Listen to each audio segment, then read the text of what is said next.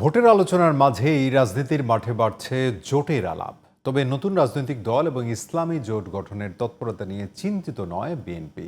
দলের স্থায়ী কমিটির সদস্য ডক্টর খন্দকার মোশাররফ হোসেন বলেন, গণতান্ত্রিক রাষ্ট্রে এটি স্বাভাবিক প্রক্রিয়া, তবে সরকারি মদদে হলে দেশের মানুষই প্রতিহত করবে।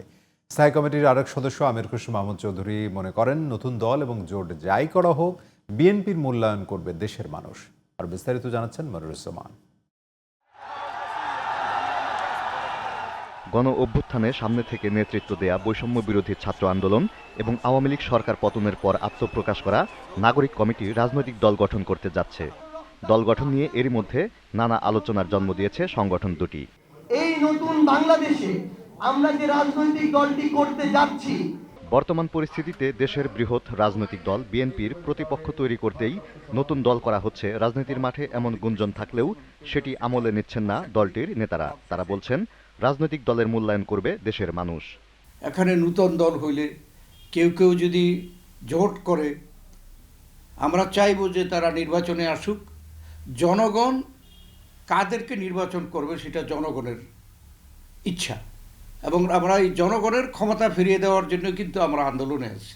কারা কিভাবে কোন প্রক্রিয়ায় রাজনীতি করবে, কোন প্রক্রিয়ায় আসছে, এটা বাংলাদেশের জনগণ কিন্তু খুব নিবিড়ভাবে পর্যবেক্ষণ করছে। বাংলাদেশের মানুষ রাজনৈতিকভাবে খুবই সচেতন, সুতরাং সেই দায়িত্ব তাদের। সরকারি পৃষ্ঠপোষকতায় কোনো রাজনৈতিক দল গঠন করলে জনগণের কাছে গ্রহণযোগ্যতা পাবে না উল্লেখ করে বিএনপির স্থায়ী কমিটির সদস্যরা বলেন, রক্তে গড়া সরকার নিরপেক্ষতা হারালে গণতন্ত্র হুমকির মুখে পড়বে।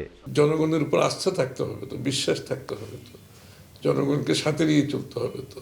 অন্য সব প্রক্রিয়ার মাধ্যমে রাজনীতি করতে গেলে সেটা তো সফল হওয়ার খুব একটা সুযোগ আছে আমি মনে করি না। ভোটকে বাধা দিয়ে নিজেরা ক্ষমতায় টিকে থাকার জন্য নানা কলাকৌশল যারা করেছে, আলটিমেটলি কিন্তু ছাত্র জনতা তাদেরকে আন্দোলনের মাধ্যমে উৎখাত করেছে। ইসলামী দলগুলোর জোট নিয়ে বিএনপির স্থায়ী কমিটির এই দুই সদস্য বলেন, রোডম্যাপ ঘোষণা হলেই সব ধোঁয়াশা কেটে যাবে। বিএনপি একমাত্র জনপ্রিয় গ্রহণযোগ্য দল হিসাবে বর্তমানে মাঠে আছে। তো এটা কোন জনগণ কে নূতন করে চিন্তা করবে? তারা রাজনীতি করতে আসছে না, কাউকে ঠেকাতে আসছে। তো সেই রাজনীতি কতটুকু যেতে পারে সেটা ভবিষ্যৎ বলবে। রাজনৈতিক দল বা জোট নয়, বিএনপি সাধারণ মানুষের কল্যাণ নিয়েই চিন্তা করে বলে জানান দলটির এই দুই জ্যেষ্ঠ নেতা। Moniruzzaman, GTV news, Dhaka.